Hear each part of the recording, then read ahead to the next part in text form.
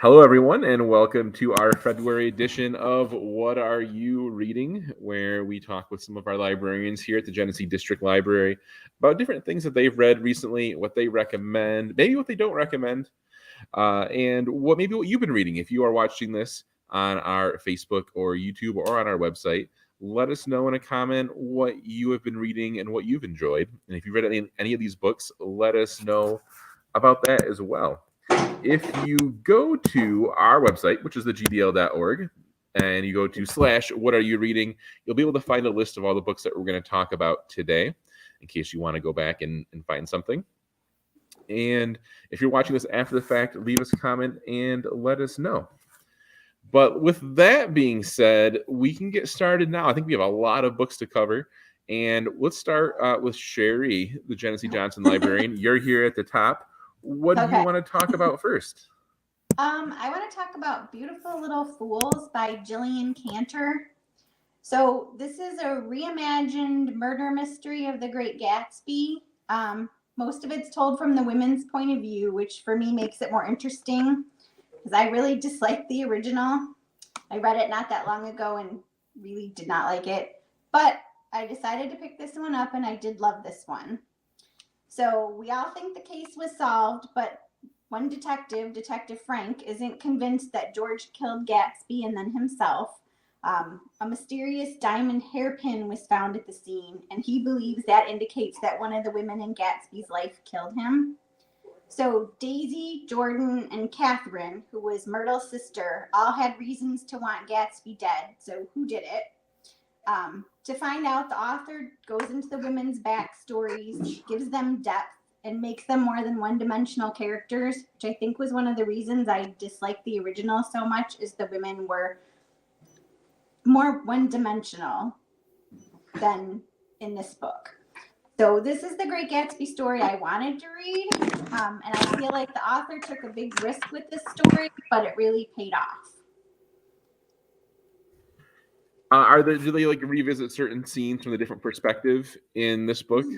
Yes, and it gives you things that I don't think that Fitzgerald wanted in there, since he based the main character on a woman who had turned him down. So I don't think he would like the more sympathetic turn towards the women, but it does take a lot of the scenes from different points of view and kind of twist them a little. Sure. Is there a scene in particular that stands out to you? Is there one that you really didn't like when reading The Great Gatsby that you liked a lot more in this retelling? The car accident scene.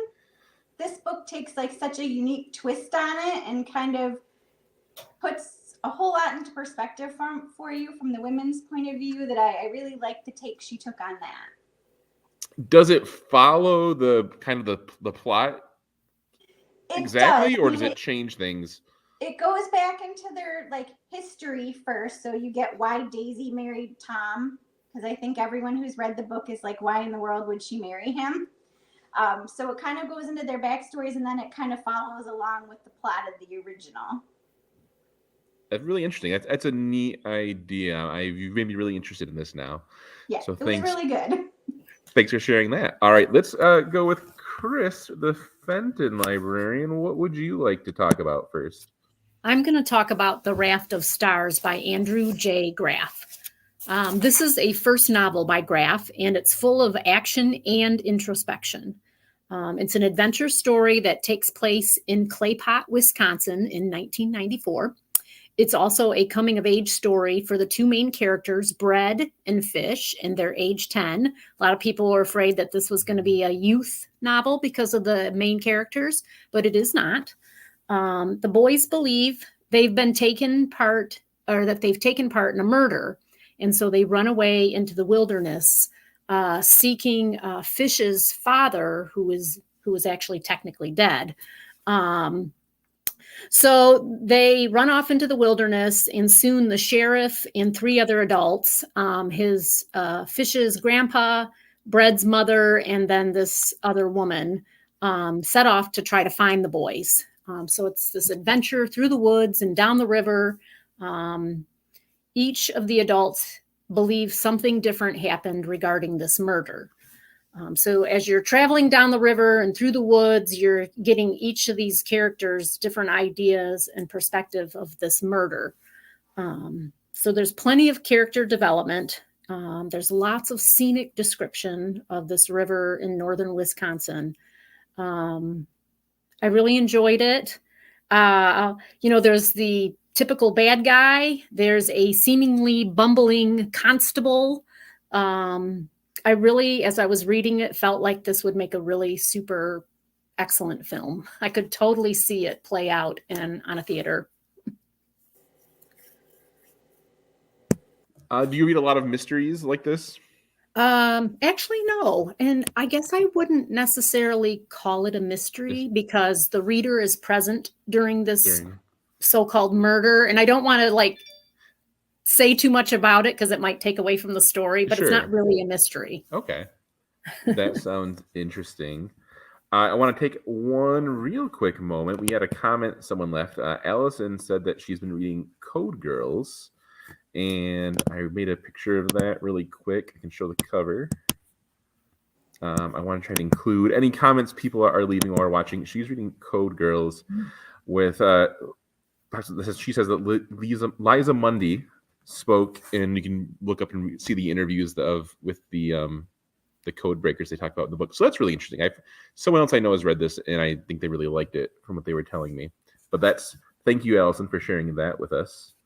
And let's go back and see if you have any more comments, Allison. Please leave them in the chat too. I'd love to hear any of your thoughts about reading it. But let's go to Nancy right now. Nancy, what do you want to talk about next? Or first, I suppose. Oops, hold on. You're muted. There you go. Can you hear us? Oh. Sorry, you were muted. Start over for us. Okay. I read Wayward, a novel by Genesee District. It was kind of funny. The protagonist is 53 years old, and she's having a slight midlife crisis. She's married and has a daughter. And she sees a craftsman house, which is quite run down in the woods near her, and just spontaneously decides to purchase it. She buys it without consulting her husband, and she realizes at that moment that her marriage is over. So she's upwardly mobile. They're wealthy. Her husband is a lawyer. He gives her money to fix up the old place, and money to live on. And I encountered a funny term in this book, faux po. Faux po. So she's fake poor because her husband is still letting her use their bank account. And she kind of discovers herself over the next few years.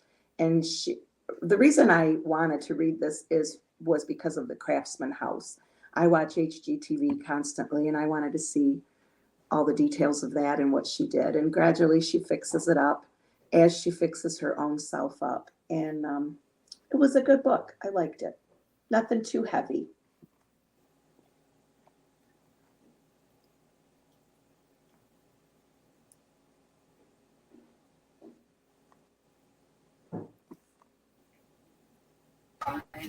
I think you're muted, Ryan. Oh, I'm the one who's muted. Yeah. Sorry about that. I was saying, Kristen, now you are up. What do you want to talk about first? Sure, yeah. So I'd first like to talk about The Paradox Hotel by Rob Hart, which actually comes out today. So we probably don't have it yet in the library, but you can definitely check it out or put your name on the list if you really like it, if it sounds good to you. So in this book, it's a sci-fi kind of murder mystery. We have time travel. We have, again, murder mystery. We have ghost story. We have a little bit of everything thrown in, which is kind of what I like because I am a fan of a lot of different genres. So in this book, we have January Cole, and she's the head of security at the Paradox Hotel. And she is dealing with all of these tourists and all of these important guests that have come in because the U.S. government is trying to privatize time travel technology. And so all of these people here, first I should say the Paradox Hotel is really interesting because this is a hotel where people can come in and catch flights to the past. And but like the problem is there's been like really weird like hiccups happening at the hotel. And so January's job is to kind of figure out what's going on, but also trying to keep everything under control with all of these guests and all like the government and everything else going on. And of course, then there's like a murder, and then there's like another murder. So you have all of these other things going on. So it's a lot, but also it's really interesting. And if you like different, like if you like sci-fi, but with like some things thrown in, I think you would really enjoy this book. It kind of reminds me of a John Scalzi. If you like John Scalzi at all, I think you would really like this. Because his books are kind of similar. I don't know if you've read Lock-In, it kind of remind me of Lock-In a little bit, because January has a similar issue that she has with her, because not only is she having to deal with the issues going on outside, but she has a illness that's occurring with her too, with her time travel. So yeah, definitely recommend this book if you love sci-fi, and just a really good human story as well, because there's also some issues of grief and memory. And yeah, it's like, I think on here they said it's a unforgettable speculative thrill ride, and I could agree with that. Have you read any other books by Rob Hart? No, but I'm really interested. He wrote The Warehouse, which came out yes, thank you. Maybe a few years ago. And it sounds really interesting and definitely something that is right up like my interest. So yeah. I read The Warehouse and I enjoyed it, and it was really interesting. Like a quick summary of it, or a premise, is sounds really similar to this, but instead of time travel, it's like the whole world is kind of like privatized, and everybody works in like they work and live in like these giant like Amazon fulfillment towns, and it's really interesting. And I read it because I saw it on a shelf at Flushing, and it looked interesting to me, and so I read it, and it was really good. And so when I saw this, I'm like, oh yeah, I remember The Warehouse, and it was even on the cover. Like, oh, that's really neat. So I think that I would recommend that as well. Really depressing, really grim, pretty grim, as you can imagine from the premise, but I found it a little interesting. Yeah, I think this one might be not as grim, because I feel like at the end it's all like kind of hopeful, but there's still kind of that, what if scenario too. So, but yeah, Right. I feel like he's definitely an author I'm gonna watch for. All right. Thanks, Kristen. All right, yeah. Sherry, you're going to start us off for round 2. What is your second book you want to talk about today? One to Watch by Kate Stayman London. I'm not even sure how to categorize it. Some people might say it's a romance, but I don't really think it is. So we'll just say it's fiction. So B. Schumacher is a popular plus-size fashion blogger who loves Main Squeeze, a popular reality dating show, which seems to be based on The Bachelor. Which she doesn't love is the lack of diversity on the show. So after a tweet of hers goes viral, B is invited to be the next Main Squeeze. She's had a bad, I don't know if you can call it a relationship, but a sort of relationship, and decides she'll go on the show, but only because it will help her career, inspire other women, and as well as dismiss beauty standards. So she absolutely is sure she's not going to fall in love. So during her journey, she has some self-doubts and some awkward moments with some of the men. She self-sabotages quite a bit. She kind of reads things into things that the men say that I'm not sure are really there.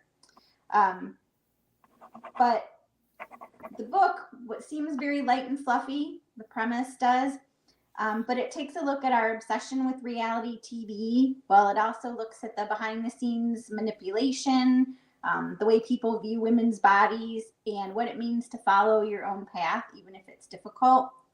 I love this book, even though I threatened to throw it across the room at one point during one of they call it a kiss-off ceremony instead of a rose ceremony. but luckily I did not need to throw it across the room. It ended the way I wanted it to. So it's really good. A quick read. I think I read it in like 3 days, which isn't normal for me. Just a really fun book with a little bit deeper than you think it might be. What initially drew you to this book? I've had like an advanced review copy since before it came out, and it's just been kind of staring at me from my bookshelves at home. So I was like, all right, I need something that's a little lighter than what I've been reading. So I pulled it down, and then I couldn't put it down. So. Hey, that's a good reason. All right. Thanks, Sherry. Chris, what do you want to talk about next? So I'm going to talk about The River by Peter Heller. So it's kind of funny that I fell into 2 books about adventure on a northern river. The Raft of Stars, just kind of, I browsed the new shelf one day, and I picked it up and said, oh, this sounded good.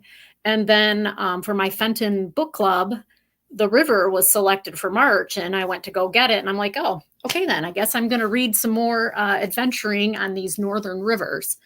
But to be honest, it was exactly what I needed in my reading journey, just something a little bit different than what I normally read. In Heller's book, 2 college best friends plan a leisurely but rustic kayak trip in northern Canada on the Masqua River. Heller provides a map of this river, which I appreciated because there's some kind of going back and forth on this river. They have to portage and try to rescue someone. So the map was super helpful to try to keep track of exactly where they were. They start out on their trip, and they're not down the river but a day or so, and they discover there's a raging forest fire that's behind them. And they're pretty seasoned rustic kayakers, so they kind of guesstimate how many miles away this forest fire is, and they realize that their trip is no longer a leisure trip. They've got to stay ahead of this fire. So they're going down the river, and they overhear this man and woman arguing, and they decide that they're going to have to try to warn these people that this forest fire is out there, because I guess they were up on this bluff, and that's how they were able to see the forest fire. So it wasn't obvious to everybody else. Not that there was a lot of people out there, but anyway.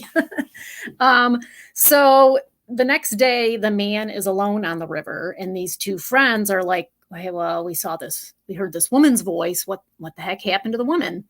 And so then they realize that something is amiss, and then their journey turns into this kind of frantic race for survival, not only to help this woman, but to also stay ahead of this forest fire. Like Sherry, I read this book in like 2.5 days. I literally didn't want to put it down because of all the action and kind of intense drama about the forest fire. And there were some tough parts to read because of what the man does to the woman. But there were beautiful descriptions of nature up there. The action, like I said, was just like gripping. Especially, in describing the horror of the forest fire. So yeah, sometimes it was super intense, sometimes it was peaceful, but I just kind of ended that book going, wow. And I can't wait to talk about it with my book club too. Oh, this was going to ask you is if you had your book club. Yeah, it's not till March, so yeah. You have to let us know the next month what they thought. I think that's always interesting to hear a whole group of people and their responses to it. All right, thanks, Chris. Nancy, what would you like to talk about next? I read a brand new one. It's the start of a new series by Laurel K. Hamilton called A Terrible Fall of Angels. The detective's name is Zaniel Havelock, and he can speak with angels. He's been demoted in his police department because he had an encounter with one of the seraphims, who are the higher order of angels. It was almost a romantic encounter at the College of Angels, and it kind of took a toll on his life. So he's trying to come back from that. He's a detective in the police force, and he's got to solve some murders. They're terrible murders, and they look like they've been committed by someone with supernatural force, like a demon. So it's angels versus demons. And I grew up on Laurel K. Hamilton. I've read a lot of her Anita Blake series, The Vampire Hunter. You can read these books in a few days. You can just plow right through them. And they're really interesting at the time that you're reading them. And then when you're done with them, you can put them down. So I really like her writing. And I'm excited because this is a new detective and a whole new series for her. So I enjoyed it a lot. Who is the audience, you think? It's a lot of magic and supernatural. Probably just people who are already big Laurel K. Hamilton fans. Yes, or do you think and this will I bring in new devoured her people? when I was still a teen. So I would even say teens. They go really fast. The language isn't difficult. The storyline isn't difficult. You can just kind of flow through the whole book and see who did it at the end. You can pretty much figure it out. But yeah, it reads really fast, really quickly. All right. Thanks, Nancy. All right, Kristen, what would you like to talk about next? All right. So I'm gonna go in a different direction and talk about To Paradise by Hanya Yanagihara. I hope I'm pronouncing that right. I didn't look up pronunciation before the meeting today. So this book is the big book. I'm not sure if anybody has read A Little Life, but it was very popular about 6 years ago, I think either 2015, 2016, around that time. And so this was her next big novel. This one is a lot different from A Little Life. This one is told in 3 different parts. The first part is an alternate version of America, New York, which is part of the Free States, in about 1893. It's an interesting America because in this America, anyone can live in love with whoever they please. So the main characters are gay men and gay women, and it's like a really nice story. Except for the main character is in love with a man who is a music teacher and does not have money of his own, but the main character is very rich and his family comes from means, and his grandfather, the main character's grandfather, does not want him to be with this man because he has this marriage set up with another more wealthy man, and so that's the one part. So we have all this, and then the second part is 1993 Manhattan during the AIDS epidemic, and we have a young Hawaiian man who lives with his much older, wealthier partner, who kind of hides his childhood from him. He's the heir of a Hawaiian king, and this king is the royalty is no longer in Hawaii, so his father is now in a nursing home because he kind of is no longer able to take care of himself. So he kind of hides his true identity from his partner. And so then we hear both about the son and then the father in the second part of the second chapter, I guess, of the second part. And then the third part is 2093, a world riven by plagues and governed by totalitarian rule. We have a scientist's damaged granddaughter who's the main character, and she's trying to live her life without her grandfather, who she was very close to.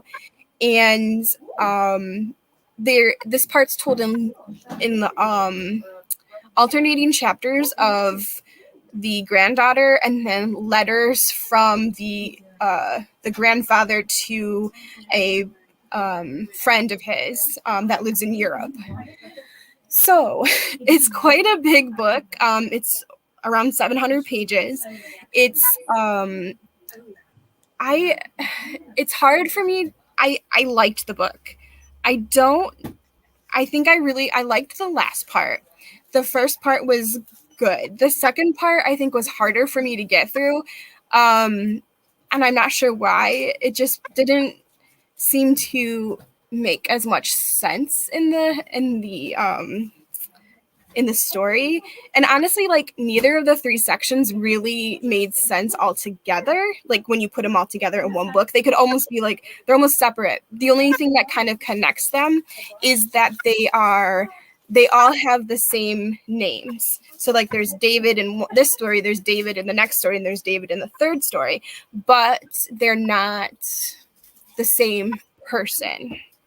So it's kind of confusing. I will say I don't think I liked it as much as I liked A Little Life, but I don't think I would read either of them again.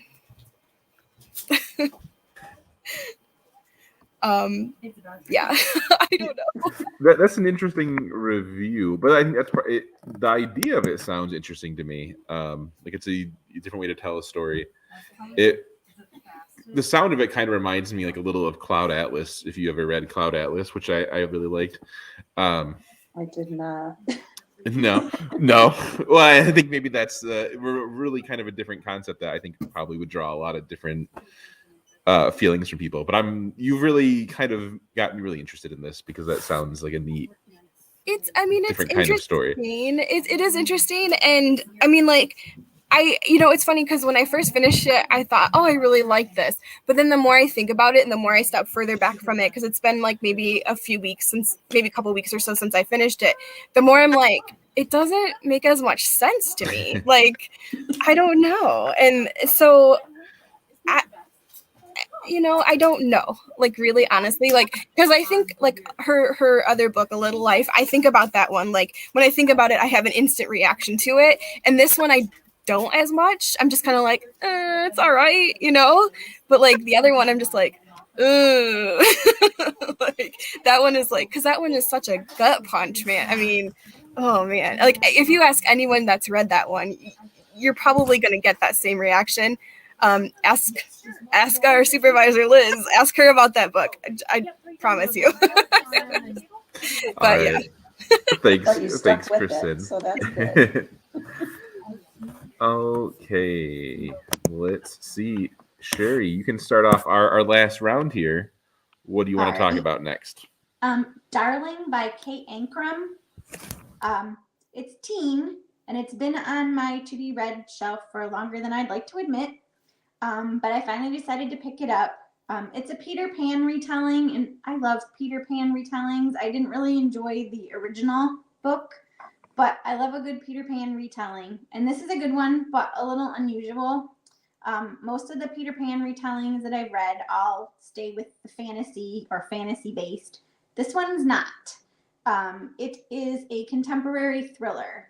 So the author kind of takes Peter Pan and all of the characters and dumps them into modern day Chicago. The characters are just delightfully diverse. So Wendy and her parents have moved to Chicago after living in the suburbs. Her mom had a traumatic event happen to her as a teenager and hasn't felt safe in the city until now. And that ties in later. So one night while Wendy's home alone, she catches Peter breaking in. He had broken in previously and lost a sleeve to his jacket, and he had come back to retrieve it. So him and Wendy have a confrontation. He cries. She sews his sleeve back on, and he invites her to a party along with Tinkerbell, who happens to be his ex. So this isn't a smart move on Wendy's part. Not really sure what she was thinking.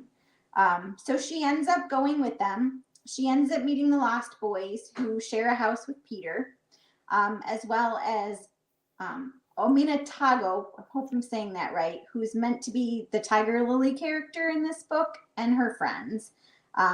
They are all on the football team, including Omina Tago. She is the kicker, I believe. So they have a few adventures, a few run-ins with the police.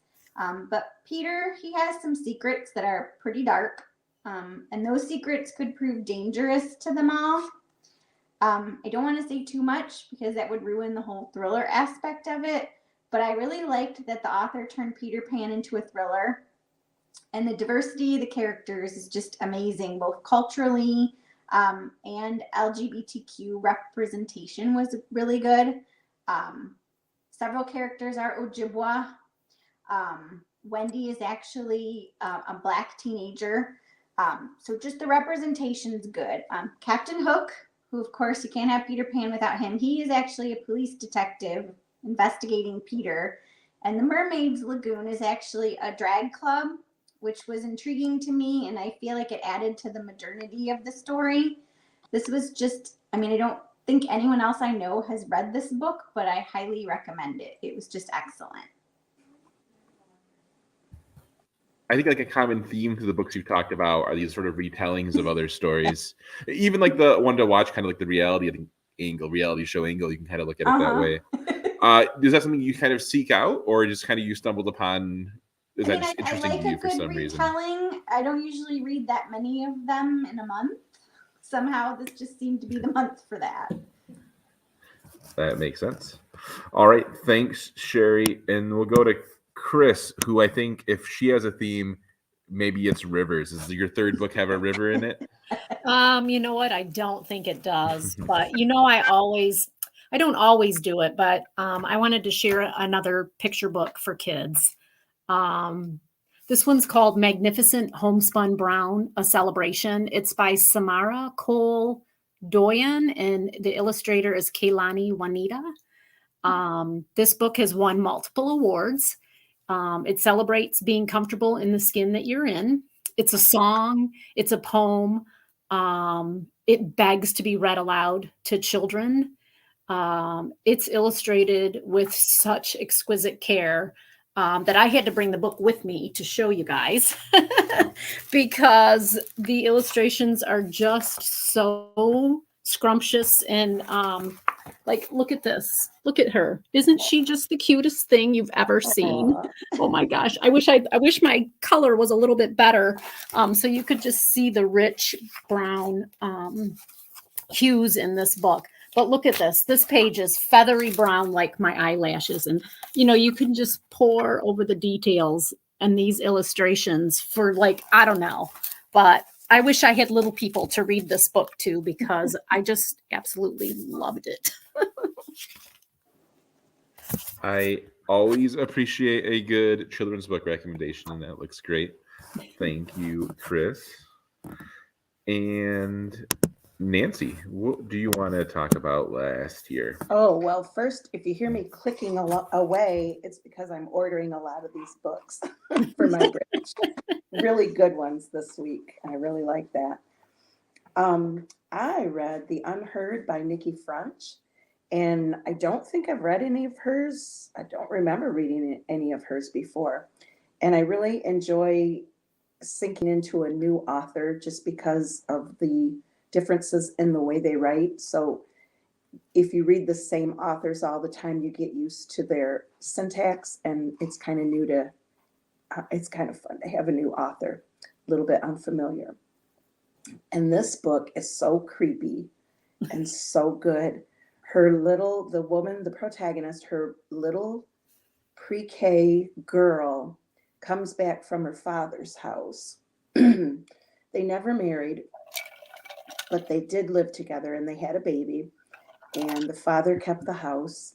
And so now this little pre-K girl goes back and forth between the two of them. And she comes back from her dad's house from the weekend and says the C word in her language. And this is a British novel, so they use that word differently than the way we use it, but it's still a bad word. And she draws a picture all in black of a woman with long hair falling from a castle. And she starts talking about, he did kill her. He did kill her. And it's just creepy. And the story goes along, and the little girl wets the bed. She just has a lot of symptoms of being traumatized.